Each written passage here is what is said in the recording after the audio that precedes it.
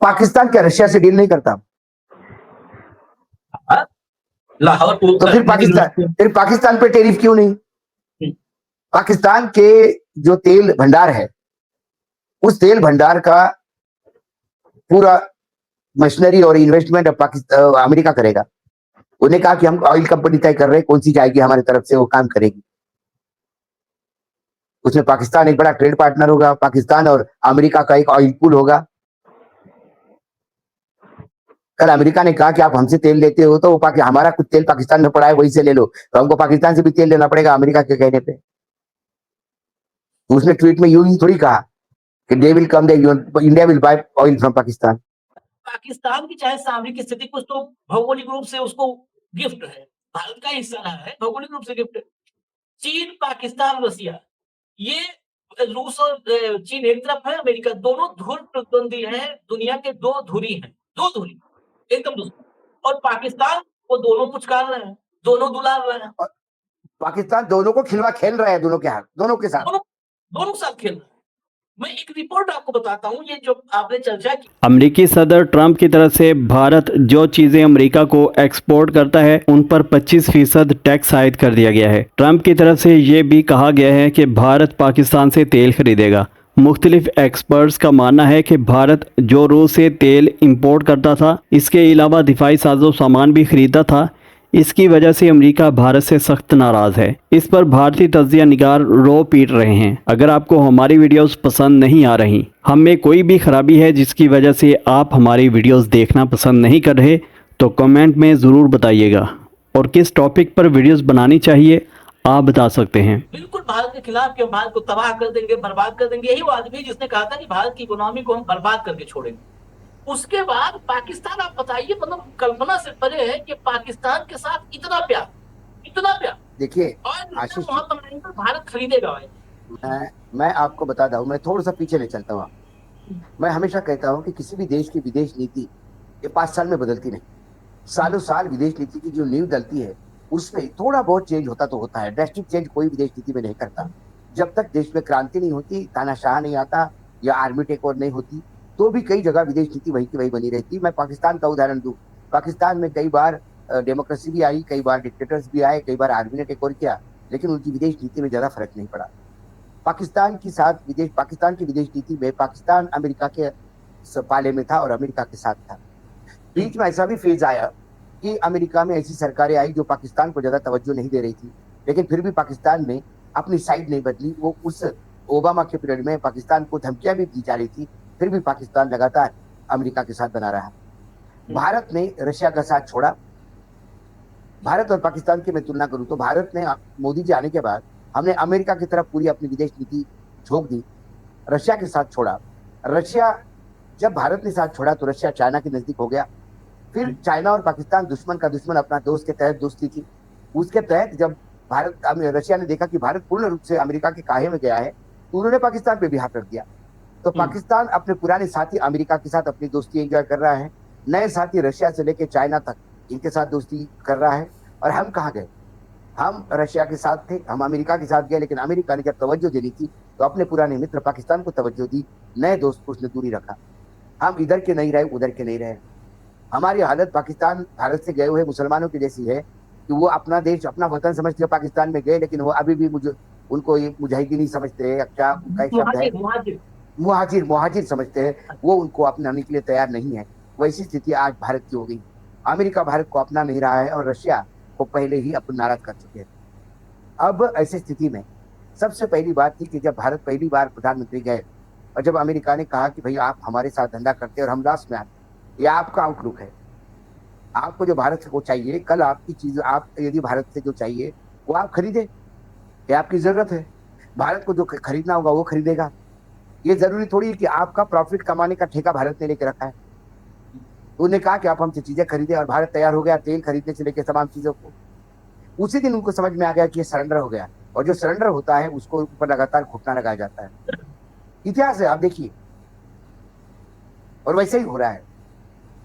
आज आप एक बात नहीं समझ पा रहे हैं, ये 25% टेरिफ, वो जो पहला रीजन बताया जा रहा है वो रशिया। यूक्रेन के वॉर में रशिया को पैसे की मदद भारत करता है उनका तेल खरीद करके, यही आरोप है ना। हम्म, इसी आरोपों के चलते यूरोपियन यूनियन भी कल भारत पे सैंक्शन लगा सकता है। आप जरा लार्जर पर्सपेक्टिव से देखिए, थोड़े दूरदर्शी होकर देखेंगे तो आपको पता पड़ेगा कि उसने ये नहीं कहा कि आप हमारे साथ इसलिए 25%, उसका मेजर रीजन दिया कि you are dealing with Russia. फिर वो आया ब्रिक्स पे, वो सीधा सीधा क्या, BRICS is anti America hmm, and India is a part of it. There they hurt our dollar, we will show their place. वो ब्रिक्स को अपना दुश्मन मानता है और भारत ब्रिक्स का एक हिस्सा है। पाकिस्तान क्या रशिया से डील नहीं करता? हाँ, लाहौर को तो फिर पाकिस्तान पे टेरिफ क्यों नहीं?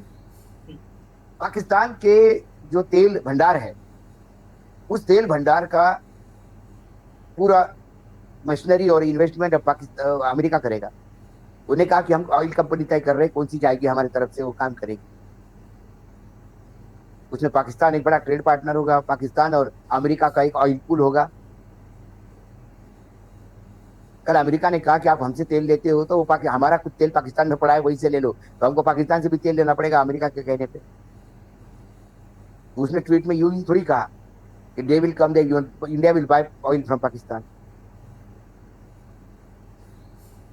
हमने पहले ही दिन, यदि हम ये कहते कि भाई टेरिफ आप लगाइए, आपको रेसिप्रोकल टेरिफ लगाने हैं, तो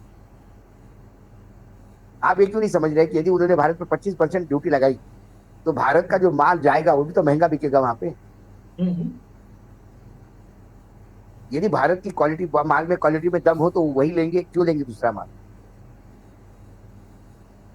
कोरिया पे, साउथ कोरिया पे उन्होंने 25% लगाया था फेयर। अब जो डील हुआ उसमें वो 15% पे आ गए, लेकिन डील वही है जो इंडोनेशिया का है। मैं बार बार सबको कहता हूँ कि इंडोनेशिया की डील पे नजर रखिए, वही डील सबके मत्थे मारेगा। उसने साउथ कोरिया पे भी वही डील किया, हमारा जो भी, आपका जो भी माल हमारे यहाँ आएगा हम 15% लेंगे उसकी ड्यूटी, और हमारा सारा माल आपके यहाँ 0% पे आएगा। क्या आएगा? तेल आएगा, एग्रीकल्चर प्रोड्यूस आएगा, डेयरी प्रोडक्ट आएंगे, जो भी हमारा माल तुम्हारे यहाँ आएगा, दारू से लेके गाड़ियों तक, सब 0% पे होगा। भारत ऐसा नहीं कर सकता, और अमेरिका भारत के पीछे लगा हुआ है क्योंकि 140 करोड़ का उपभोक्ता है। इतना बड़ा मतलब पूरे यूरोप का एक तरफ और अपन एक तरफ, ये हो जाता है कंजम्पशन में। इसलिए ये भारत का कमजोर नेतृत्व है, ये भारत की लचर विदेश नीति है, जिसके चलते आज अमेरिका में हम लगातार मार खा रहे हैं।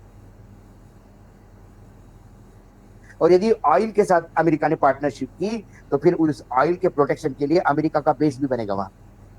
हाँ, फिर आप, हाँ, और फिर एग्रीमेंट भी होंगे उनके कि पाकिस्तान पे किसी ने हमला किया तो अमेरिका उसका तोड़ जवाब देगा। नहीं, अब यही बात तो है भाव, दिक्कत के फॉरेन पॉलिसी की अगर तुलना करें तो बड़ी दिक्कत हो जाती है सरकार को। फॉरेन पॉलिसी में इसमें कहना पड़ेगा पाकिस्तान की चाहे सामरिक स्थिति कुछ तो भौगोलिक रूप से उसको गिफ्ट है, भारत का हिस्सा रहा है, भौगोलिक रूप से गिफ्ट है।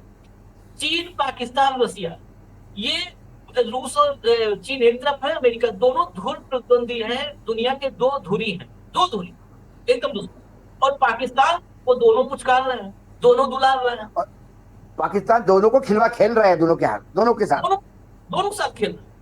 मैं एक रिपोर्ट आपको बताता हूं, ये जो आपने चर्चा की थी, ग्राउंड रिपोर्ट, जो कल से कुछ ऑब्जर्वेशन कुछ लोगों ने कोशिश की है, एक रिपोर्ट है जिसमें भारत की एक्चुअल स्थिति कल टैरिफ लगने के बाद उद्योगपति जो एक्सपोर्टर्स है उनकी क्या स्थिति है उस पर है। क्योंकि ब्रिटेन पर 10% टैरिफ है, ईयू पर और जापान पर 15% है, इंडोनेशिया पर 19% और वियतनाम पर 20%, कोरिया पर भी 15 आ गया। एक चमड़ा और जूता निर्यातक है, फरीदा ग्रुप है, उसके मुखिया एम रफीक अहमद, उन्होंने अमेरिका जाने जो है उनका प्लान था।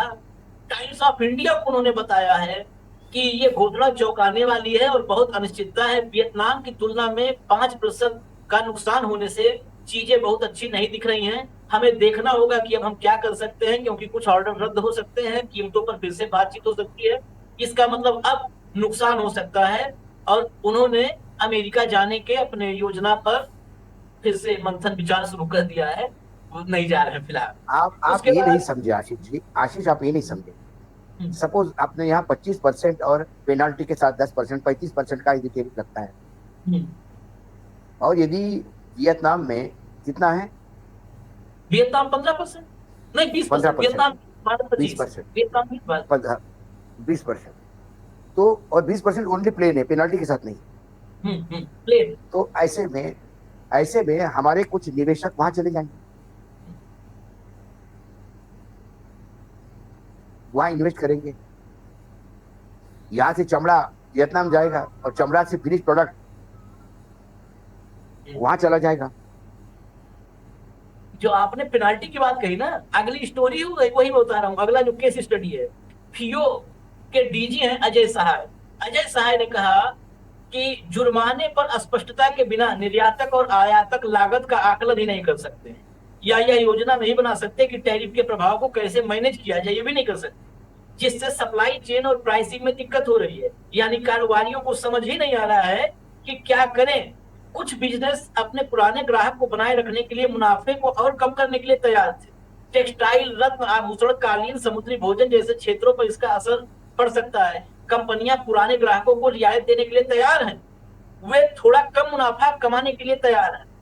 लेकिन समस्या यह है कि हम ऑर्डर ले लिए, और जुर्माने का जो अभी जुर्माने पर जो कंफ्यूजन है, कि जुर्माना ऐसा हो गया कि हम थोड़ा कम फायदे पे काम कर लेंगे, और थोड़ा कम फायदा नुकसान में न तब्दील हो जाए। असली खतरा ये है।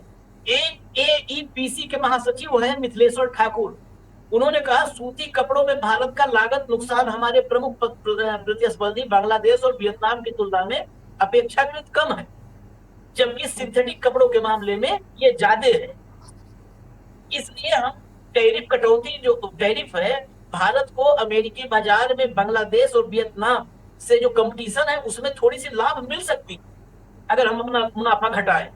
यहां तक कि 25% पे भी हम सूती कपड़ों में बांग्लादेश की तुलना में कंपटीशन कर सकते हैं। लेकिन जुर्माने की अतिरिक्त शर्त ने अमेरिका के साथ व्यापार संभावनाओं को अनिश्चितता के क्षेत्र में ढकेल करके पूरा खेल बिगाड़ दिया है। ये व्यापारिक लोग कह रहे हैं। अब बताइए। यही तो आशीष हम पहले से आकलन कर रहे हैं कि उसमें दो टाइप का टैरिफ पेनाल्टी हो सकती है।